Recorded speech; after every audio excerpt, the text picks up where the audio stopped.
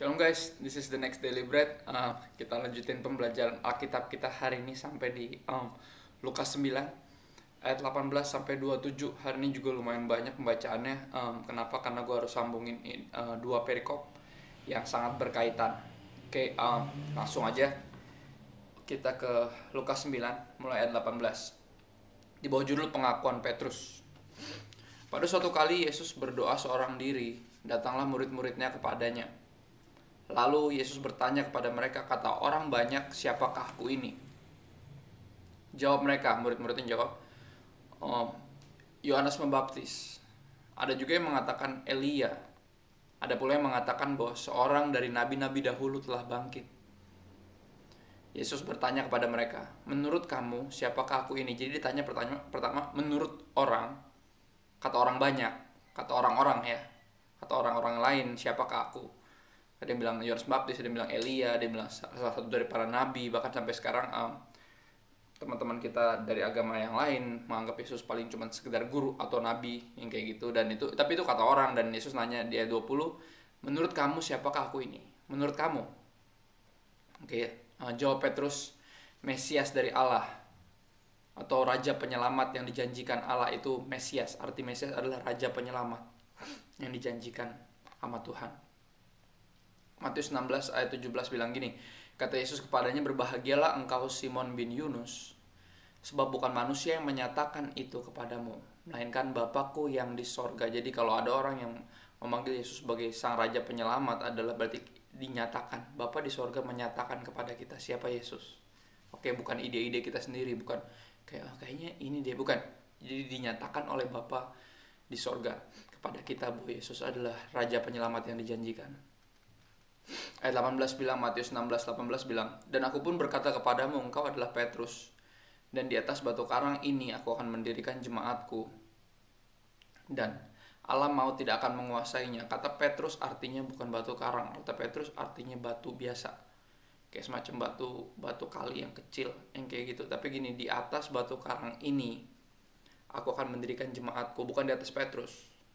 Di atas Yesus sendiri. Aku akan mendirikan jemaatku dan Allah maut tidak akan menguasainya. Bahasa Inggrisnya bagus. The gates of Hades shall not overpower it. Atau bahasa Inggris yang gampangnya, the gates of hell shall not prevail against it. Gini, gates itu kan gerbang. Gerbang neraka tidak dapat menang. Jadi gini, gerbang itu bentuknya nggak nyerang. Gerbang itu berdiri di situ doang. Gimana caranya gerbang bisa menang? Jadi gini, di sini dibilang, seolah dibilang gini, alam maut tidak akan menguasainya, atau gerbang neraka tidak dapat tahan, nggak dapat menahannya, nggak dapat mengalahkannya. Mengalahkan siapa? Jemaat Kristus atau gereja yang Tuhan dirikan, gereja yang Kristus dirikan. Artinya apa? Gerbang neraka yang cuma diam doang berarti diserang, sehingga mereka nggak mampu menang, nggak mampu bertahan lagi. Diserang oleh siapa? Jemaat yang didirikan oleh Kristus. Kita, gerejanya yang sejati, kita menyerang pintu neraka, dan pintu neraka gak bisa overpower us, shall not prevail against us. Gak bisa. Ayat 19, kepadamu akan kuberikan kunci kerajaan sorga. Garisin kata-kata itu karena ini akan dibahas. Hari ini temanya judulnya kunci kerajaan sorga. Kepadamu akan kuberikan kunci kerajaan sorga. Yaitu dalam konteks apa? Dalam konteks berjemaat pastinya. Di gereja yang Yesus dirikan itu kunci kerajaan sorga ada di situ. Kalau bisa dibilang, apa yang kau ikat di dunia ini akan terikat di sorga, dan apa yang kau lepaskan di dunia ini akan terlepas di sorga. Lukas 9 ayat 21. Lalu Yesus melarang mereka dengan keras supaya mereka jangan memberitahukan hal itu kepada siapapun. Hal apa?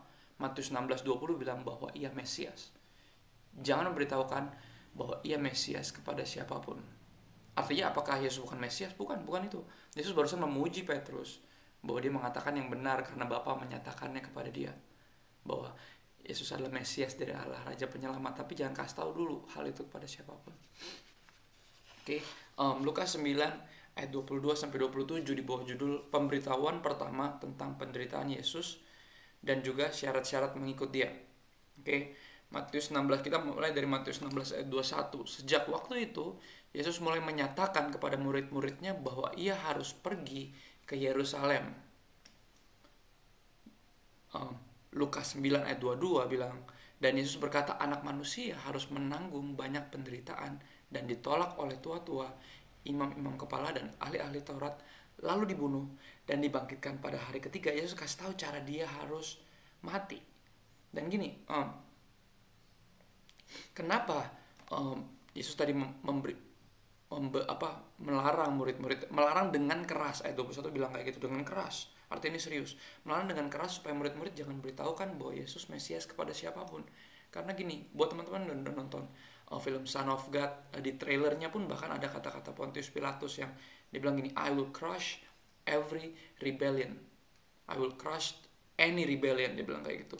Jadi apa? Kristus, kalau dia terus orang banyak tahu bahwa dia adalah Mesias, dalam artian raja yang mereka mau, raja yang di bumi, raja yang menggulingkan pemerintahan Roma, Yesus bisa dibunuh sebagai sebagai pemberontak. Tapi gini, di sini di ayat-ayat selanjutnya Yesus menjelaskan bagaimana cara dia harus dibunuh, bagaimana dia akan dibunuh, dia akan dibunuh karena apa. Oke, dia harus ke Yerusalem. Dia harus menanggung banyak penderitaan dan ditolak oleh tua-tua. Tua-tua siapa? Tua-tua Yahudi. Bukan ngajak ribut Roma dalam artian pemberontakan, raja yang orang-orang Israel pada saat itu mau, bukan itu. Konteksnya beda. Jadi gini, kasarnya kayak salah satu lagu yang gue suka dari Goo Goo Dolls, judul Iris, ada satu kata yang dibilang gini, and I don't want the world to see me cause I don't think that they understand. Kalau bisa dibilang kayak gitu, Yesus nggak mau orang-orang tahu bahwa dia Mesias karena pasti banyak dari mereka yang masih salah kaprah apa arti Mesias, apa arti Raja Penyelamat yang Tuhan janjikan. Bukan semacam tokoh revolusi yang akan membuat kudeta dan menggulingkan pemerintahan Roma. Bukan raja yang duniawi yang kayak gitu yang Tuhan kirimkan. Tapi raja pendamai yang gini, yang justru dengan penderitaannya akan menyelamatkan umatnya.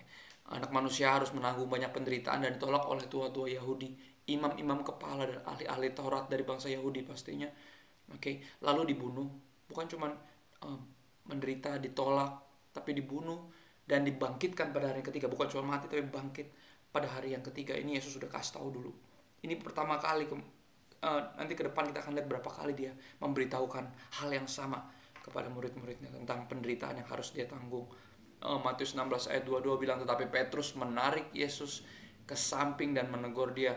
Katanya, jadi gini, bahasa Inggrisnya rebuke. Jadi ini gurunya ditarik, lagi ngomong tentang gue harus menderita, gue harus ditolak, gue akan dibunuh pada hari ketiga, dibangkitkan. Yesus lagi menceritakan tentang apa yang harus dia tanggung, harus dia pikul. Tiba-tiba Petrus menarik gurunya ke samping dan ditegur, di rebuke, ditengking kalau bisa dibilang. Wow, berani banget Petrus. Berani banget Petrus. Kata Petrus gini, Tuhan, kiranya Allah menjauhkan hal itu. Hal itu sekali-kali tak akan menimpa engkau. Markus 8 ayat 33 bilang, maka berpalinglah Yesus dan sambil memandang murid-muridnya, ia memarahi Petrus. Lukas 9 ayat 23 bilang, katanya, enyahlah iblis, engkau suatu batu sandungan bagiku, sebab engkau bukan memikirkan apa yang dipikirkan Allah, melainkan apa yang dipikirkan manusia. Artinya gini, ketika Yesus mulai bicara tentang penderitaan, oke, secara daging, secara manusiawi, manusia duniawi, manusia akan mulai berpikir kayaknya nggak harus menderita deh, kayaknya lebay deh, jangan ngomong gitu, hati-hati, mulut berkuasa, gitu. Petrus ngerasa bahwa gini, yang Yesus bilang tuh lebay, jadi nggak mungkin, jangan sampai kayak gitu, jangan sampai terjadi penderitaan itu. Dan gini, secara daging, secara manusiawi kita nggak akan setuju sama jalan yang Tuhan tentukan. Kalau jalan itu apa yang melibatkan penderitaan, kita nggak akan setuju secara dagingnya pasti. Tapi di sini Yesus makanya dia bilang apa? Yesus bilang, enyahlah iblis, ditengking. Oke, sambil memandang murid-muridnya ia memarahi Petrus. Artinya juga pelajaran buat semua murid-muridnya. Oke, enyahlah iblis, engkau suatu batu sandungan bagiku. Kenapa? Sebab engkau bukan memikirkan apa yang dipikirkan Allah, melainkan apa yang dipikirkan manusia. Manusia secara natur nggak mau menderita. Tapi gini, tapi ini yang dipikirkan oleh Allah. Ini jalan yang Tuhan mau untuk kita ambil. Kalau bisa bilang, bukan cuma yang Yesus ambil, Via Dolorosa, the suffering way. jalan penderitaan, jalan yang menderita. Tapi gini, apakah kita harus menderita atau enggak? Kita akan menderita kalau kita bersama Kristus. Salah satu ajaran tersesat adalah ketika manusia entah gimana percaya ajaran sesat ini, kalau lo ikut Yesus lo gak bakal menderita kayak dia. Itu ajaran sesat yang paling sesat yang pernah gue dengar. Jadi orang kalau dengar penderitaan secara daging, secara manusiawi, karena manusiawi itu adalah manusia duniawi, dan pikiran manusia duniawi sama pikiran iblis sama. Makanya Yesus bilang, kamu bukan memikirkan apa yang dipikirkan Allah, melainkan apa yang dipikirkan manusia. Nyalah iblis. Wow, berarti pikiran iblis sama manusia duniawi sama. Ayat 23, Lukas 9 ayat 23 katanya kepada mereka semua. Markus 8 ayat 34, mereka semua siapa aja? Orang banyak dan murid-muridnya. Artinya bukan cuma 12 murid Yesus. Yesus ngomong gini bukan cuma ke 12 muridnya, tapi juga ke orang banyak, kepada mereka semua. Oke, Lukas tadi 9 ayat 23, setiap orang yang mau mengikut aku, ia harus menyangkal dirinya, bukan pilihan, harus menyangkal dirinya, memikul salibnya setiap hari dan mengikut aku. Menyangkal diri dan memikul salib, percaya deh kalau kita coba lakukan, kalau lu dan gue coba lakukan, penderitaan yang akan kita rasakan. Sangat menderita, menyangkal diri. Gak mudah memberitahu diri kita bahwa hidup kita bukan tentang kita. Gak mudah. Karena dari kecil kita berpikir bahwa semuanya ada untuk kepentingan kita. Bahkan Tuhan aja ada untuk memenuhkan segala kebutuhan kita, seolah dia jin lampu, dan kita berhak minta apapun sama dia. Itu mental kita. Jadi ketika Yesus bilang, setiap orang yang mau mengikut aku, siapa aja yang mau ikut aku, ia harus menyangkal diri, memikul salib setiap hari dan mengikut aku. Kalau bisa dibilang ini kunci kerajaan sorga yang tadi dikutip. Kunci kerajaan sorga adalah menyangkal diri, memikul salib, dan mengikut Yesus. Karena gini, untuk mengikut Yesusnya bisa siapa aja, tapi untuk menyangkal diri dan pikul salibnya nggak semua orang mau. Padahal apa, kalau lu mau ikut gua, harus menyangkal diri dan memikul salib. Itu bukan pilihan. Itu bukan gaya hidup orang-orang Kristen yang radikal doang, yang ekstremis aja, yang fanatik aja. Enggak. Ini yang Yesus bilang, kalau lu mau ikut gua, lu mesti sangkal diri, pikul salib, baru ikut gua. Karena kunci kerajaan sorga ada di mengikut Kristus. Tapi kalau mau mengikut Kristus harus menyangkal diri dan pikul salib. Ada di situ kunci kerajaan sorga. Itu yang membuat jemaat Tuhan, orang-orang yang memikul salib dan menyangkal dirinya, gini, gak bisa, neraka gak bisa menahan mereka, pintu neraka gak bisa menang atas mereka. Itu yang bisa dibilang kayak gitu. Ayat 24 dilanjutkan, karena barang siapa mau menyelamatkan nyawanya, ia akan kehilangan nyawanya. Barang siapa kehilangan nyawanya karena aku, Markus 8 ayat 35 bilang, dan karena Injil, karena berita keselamatan, karena good news tentang bahwa Kristus, bahwa Jesus saves. Barang siapa kehilangan nyawa karena aku dan karena Injil. Artinya apa? Godaannya untuk tidak menyangkal diri dan memikul salib adalah menyelamatkan nyawa, cari aman. Itu godaan pertama. Oke, menyelamatkan nyawa. Yesus bilang, barang siapa menyelamatkan nyawanya akan kehilangan nyawanya. Barang siapa kehilangan nyawanya karena aku dan karena Injil, ia akan menyelamatkannya. 25, apa gunanya seorang memperoleh seluruh dunia, tetapi ia membinasakan atau merugikan dirinya sendiri. Godaan nomor 2 untuk tidak menyangkal diri dan memikul salib adalah memperoleh seluruh dunia. Pertama cari aman, yang kedua cari kaya. Itu godaannya. Tapi buat apa gunanya seorang memperoleh seluruh dunia tapi yang binasakan atau merugikan dirinya sendiri? Apa artinya merugikan dirinya sendiri? Punya seluruh dunia tapi nggak punya Kristus. Binasa jiwanya, buat apa, kata Yesus? Apa yang bisa dilakukan untuk mengganti jiwanya? Ayat 26, godaan nomor 3, sebab barang siapa malu karena aku dan perkataanku. Ketidakinginan untuk menyangkal diri dan memikul salib, atau keengganan menyangkal diri dan memikul salib. Alasan nomor 3 adalah apa? Karena kita malu. Karena malu sama Yesus dan firman-Nya. Ya kan? Markus 8 ayat 38 bilang, di tengah-tengah angkatan yang tidak setia dan berdosa ini. Jadi ketika ada orang-orang yang gak percaya di tengah angkatan yang kayaknya makin hancur, makin rusak, kita malu. Oke, malu karena Yesus dan firman-Nya. Oke, akhir-akhir ini lagi firman Tuhan diserang. Ada doktrin-doktrin yang udah jelas dalam Alkitab. pengajaran yang jelas bahwa ada satu dosa yang jelas tapi seluruh dunia lagi embrace that sin, dan semua banyak orang Kristen dulu yang bingung kayak gimana ya kita mesti percaya firman Tuhan atau kita mesti kita dianggap nggak toleran dan segala macam. Come on man, mau jadi toleran bagi dunia ini, mau bersahabat dengan dunia ini, terserah. Yesus bilang apa? Barang siapa malu, sebab barang siapa malu karena aku dan perkataanku di tengah-tengah angkatan yang tidak setia dan berdosa ini, anak manusia juga akan malu karena orang itu apabila ia datang kelak dalam kemuliaannya dan dalam kemuliaan Bapa dan malaikat kudus. Kalau lu malu sama gua di tengah-tengah dunia yang makin hancur ini, yang makin apa tadi, yang tidak setia dan berdosa, kalau lu malu sama gue dan firman gue juga bakal malu kalau gue datang nanti sama lu. Terserah lu mau so asik sama dunia ini, terserah. Gini guys, dengerin ya. Gue semakin diyakinkan dari hari ke hari bahwa gini lebih baik dianggap sok suci sama dunia dibanding dianggap sok asik sama Tuhan. Dia bilang gini, asik, lo asik banget emang sama dunia. Ya udah sana.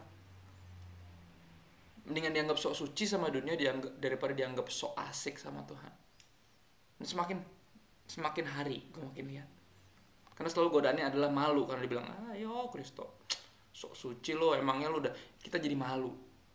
Sok baik lo baca-baca Alkitab, ngapain sih? Dunia udah mulai kayak gitu, tapi itu mereka berdosa dan tidak setia. Angkatan yang tidak setia dan berdosa dan gini. Kalau kita benar-benar ikut Yesus, kita akan pasti dicela, itu minimal. Berikutnya pasti menderita, aniaya, itu udah pasti kalau kita ikut Yesus. Dia percaya deh Yesus tuh worth it. Buat apa kita diterima sama dunia tapi tidak diakui sama Yesus nanti di hari terakhir, ya kan? Matius 16 ayat 27, pada waktu itu ia akan membalas setiap orang menurut perbuatannya. Siapa? Yesus akan membalas setiap orang menurut perbuatannya. Jadi dia datang balik bukan untuk nyelamatin lagi, bukan cuma untuk jemput, tapi untuk apa? Untuk menghakimi. Dan gini, setiap orang akan apa? Dibilang di situ di Matius 16 ayat 27, ia akan balas setiap orang menurut perbuatannya. Apakah tidak setia dan berdosa seperti dunia ini? Artinya apa? Pikul salib dan sangkal diri itu dia jalan untuk apa? Untuk mengikut Yesus. Kunci kerajaan sorga, jalan juga untuk keluar dari apa? Kehidupan yang tidak setia dan berdosa.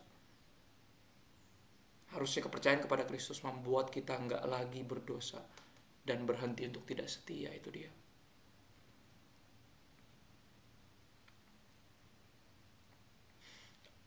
Lukas 9 ayat 27, aku berkata kepadamu, sesungguhnya di antara orang yang hadir di sini ada yang tidak akan mati sebelum mereka melihat kerajaan Allah. Bukan cuma satu orang. Kalau di sini kita lihat banyak komentari yang bilang ini refer ke Yohanes Pembaptis yang akan ngelihat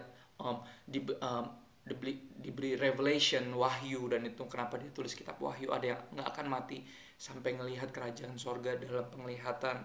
Tapi di sini ayatnya bilang, aku berkata kepadamu, Yesus ngomong, sesungguhnya di antara orang yang hadir di sini ada yang tidak akan mati sebelum mereka, bukan cuma dia, melihat kerajaan Allah. Matius 16 ayat 28 dibilang gini, apa artinya melihat kerajaan Allah? Melihat anak manusia datang sebagai raja dalam kerajaannya. Kalau bisa dibilang adalah apa? Ada orang-orang yang gak akan mati sampai gini, sebelum melihat Yesus dalam kacamata gini, melihat Yesus apa ya, sebagaimana mestinya. Yesus bukan cuma guru yang baik, bukan cuma penyelamat yang menderita, tapi dia juga apa? Dia raja, segala raja. Dan gini, dunia ini bagian dari kerajaannya. Apakah dia raja di hati kita juga? Raja di hidup kita juga? Kalau bukan, berarti kita belum melihat dia datang sebagai raja dalam kerajaannya. Ini juga bicara tentang kita yang udah dibukain siapa Yesus, bahwa dia raja, dan dia hakim yang agung, bukan cuma juru selamat yang menderita 2000 tahun yang lalu. Dia akan datang untuk menghakimi manusia berdasarkan perbuatannya. Jadi gak bisa semua orang asal-asalan dan bilang percaya sama Yesus, pikul salib dan sangkal diri. Jangan pernah lupa. Gue akan tutup dengan 2 ayat. 2 Timotius 3 ayat 12-13 dikatakan kayak gini. Bahasa Indonesia sehari-hari bilang gini, memang semua orang yang mau hidup beribadat dan hidup bersatu dengan Kristus Yesus akan dianiaya. Terjemahan baru bilang akan menderita aniaya. Akan, will bicara tentang kepastian. Gak harus menderita, artinya bukan penderitaan yang dibuat-buat. Tapi gini, pasti menderita kalau ikut Yesus. Oke. Sedangkan orang-orang yang jahat dan orang-orang penipu akan semakin jahat. Mereka menipu orang lain, padahal mereka sendiri pun tertipu juga. Siapapun yang mengatakan bahwa kalau ikut Yesus gak akan ada penderitaan, bahkan kalaupun dia mengaku sebagai hamba Tuhan pun, sekalipun naik turun sorga, kayak terserah apapun pengakuannya, dia mengatakan, dia menceritakan, dia memberitakan ajaran sesat bahwa siapapun yang mengikuti Yesus tidak akan menderita seperti Kristus. Itu ajaran yang paling sesat yang manusia duniawi bisa percaya. Karena Kristus gak pernah ngomong kayak gitu. Yesus bilang, barang siapa mau mengikut aku, ia harus menyangkal diri, memikul salib, baru ikut aku. Jadi kalau bisa dibilang kunci kerajaan sorga ada di mana? Di mengikut Kristus. Mengikut Kristus harus menyangkal diri dan memikul salib. Artinya hidup bersatu dengan Kristus Yesus. Seperti ayat yang tadi kita baca, itu kunci kerajaan sorga. 1 Petrus 4 ayat 1. Oke, gue akan gabungin terjemahan baru sama Amplified Bible, King James Version-nya. Oke, jadi karena Kristus telah menderita penderitaan badani, kamu pun harus juga mempersenjatai dirimu dengan pikiran yang demikian. Yang kayak gimana? Amplified mencatat sebagai gini: patiently to suffer rather than fail to please God. Dengan sabar menderita daripada gagal untuk menyenangkan Tuhan. Itu pikiran Kristus. Pikiran Kristus yang menderita penderitaan badani. Kamu harus mempersenjatai dirimu dengan pikiran demikian. Lebih baik aku menderita daripada aku gagal menyenangkan Tuhan. Itu yang mesti kita punya. Karena itu pikiran Kristus. Karena gini, di ayat itu dilanjutkan, karena barang siapa telah menderita penderitaan badani, barang siapa telah menderita aniaya karena ikut Kristus, kalau bisa dibilang. Dimulai dengan penderitaan pastinya psikis, ketika orang-orang mulai ngecengin dia, mulai ngejauhin dia, mulai ngebully dia. Terus baru mulai ketika yang lain-lain udah mulai diambil dari dia ya, barang-barang berharganya, dan paling tinggi nanti nyawanya, nyawa kita akan diambil karena Kristus dan karena Injil. Tapi kita memiliki pikiran Kristus, having the mind of Christ. Karena barang siapa telah menderita penderitaan badani, having the mind of Christ, kata Amplified Bible. Yang tadi, dengan sabar menderita daripada gagal menyenangkan Tuhan, ia telah berhenti berbuat dosa yang disengaja, intentional sin, kata Amplified Bible lagi. Jadi gimana cara kita berhenti berbuat dosa? Menderita penderitaan badani. Yang kayak gimana? Ketika kita menyangkal diri dan memikul salib, itu penderitaan kita. Itu penderitaan kita. Barang siapa telah menderita penderitaan badani, having the mind of Christ, ia telah berhenti berbuat dosa yang disengaja. Amplified mencatat lebih lanjut lagi, has stopped pleasing himself and the world and pleases God. Berhenti menyenangkan diri sendiri dan dunia ini, dan mulai menyenangkan Tuhan. Itu dia, itu kunci kerajaan sorga. Hidup bersatu dengan Kristus, menderita bersama Kristus, dan juga nanti akan dimuliakan bersama dia. Oke, dicengin karena Kristus dan karena perkataannya, karena firmannya, karena Injilnya, tapi nanti dipuji sama Bapa di sorga nanti. Itu dia yang akan kita alamin di sini, di dunia ini. Tapi itu kunci kerajaan sorga untuk kita terus menyangkal diri dan memikul salib. Sangkal diri bicara bahwa hidup ini bukan tentang kita. Jadi kita berhenti bertingkah seolah seluruh dunia, apapun yang terjadi mesti sesuai sama keinginan kita. Yang kedua adalah memikul salib. Memikul salib bicara gini, ketika Yesus disalib, bukan dosa-dosa dia yang dia tanggung, tapi dosa-dosa orang lain. Dan memikul salib bagi diri kita, setiap kita punya salibnya masing-masing, yaitu apa? Orang-orang yang Tuhan percayain hadir dalam hidup kita yang belum mengenal dia. Itu tanggung jawab siapa? Tanggung jawab kita. Itu salib. Sebenarnya gak harus kita tanggung jiwa-jiwa mereka, tapi apa? Kita tanggung pula, karena salib bicara menanggung sesuatu yang gak harus kita tanggung. Yesus menanggung dosa kita, dan kita menanggung jiwa-jiwa mereka untuk bawa kepada Kristus. Dan itu bagian dari mengikut Kristus, menyangkal diri, memikul salib, baru ikut dia. Karena kunci kerajaan sorga ada di ikut Yesusnya. Tapi untuk ikut Yesus harus sangkal diri dan pikul salib. God bless you guys.